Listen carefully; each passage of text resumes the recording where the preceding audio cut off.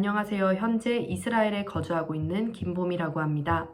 오늘은 11월 25일 국제여성폭력 추방의 날을 상기시키기 위해 이야기를 하려고 합니다. 국제여성폭력 추방의 날이란 1995년 여성의 권리가 곧 인권임을 선언했습니다. 하지만 저는 이번 전쟁을 통해서 전 세계 모든 여성의 권리가 아닌 특정 여성에게만 국한되어 있다고 느꼈습니다. 그 이유는 가자 지구의 난민 여성에 대한 보고서는 공개되어 본 적이 있지만 하마스 테러 단체의 피해를 입은 이스라엘 여성에 대한 이야기는 한 번도 공개된 적이 없습니다.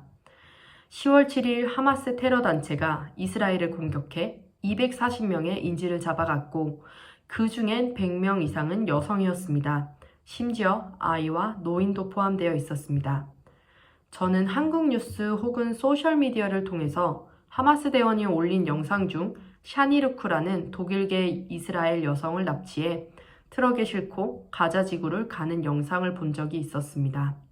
그녀는 영상 속에서 옷이 벗겨진 상태였고 움직임조차 없었습니다. 그 속에 팔레스타인 사람들은 그녀에게 침을 뱉고 그 모습을 보고 환호하고 있었습니다.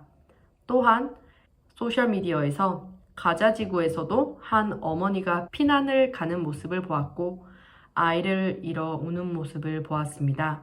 제가 본 영상과 사진에서 두 여성은 그저 사는 곳이 달랐습니다. 아니면 혹은 종교가 다를 수도 있습니다.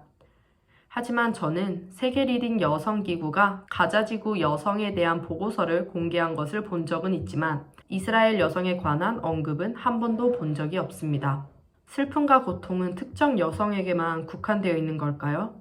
아니면 종교, 인종에 국한되어 있는 걸까요? 그들이 주장하는 전 세계의 여성 권리는 무엇인지 곰곰이 생각해보게 되었습니다.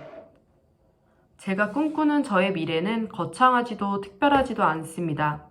그저 저의 아이가 다른 곳에서 종교, 인종, 나라에 차별받지 않고 살아갔으면 좋겠습니다. 하지만 유엔 여성기구가 말하는 인권이 차별을 두는 거라면 저는 그 단체의 역할이 무엇인지 모르겠습니다. 적어도 전 세계의 모든 여성의 목소리를 들어야 하며 보호해야 합니다.